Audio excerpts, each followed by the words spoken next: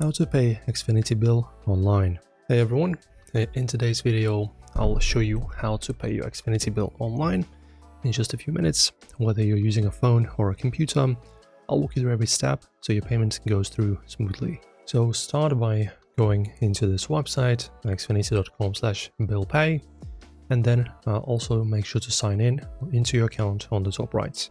So in here you will have to provide your credentials, which are your Xfinity ID or email, and also your password.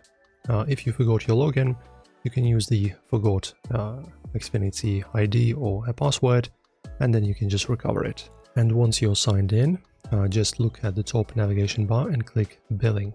And here you'll see your amount due, due date, and your billing history. Then press on Make a Payment, choose the amount you wish to pay, either the full balance or a custom amount. As you can see also is shown on this screenshot, we can do the full amount or another amount which is custom.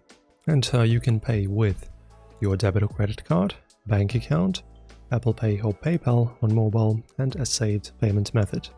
Select your preferred option and enter your details.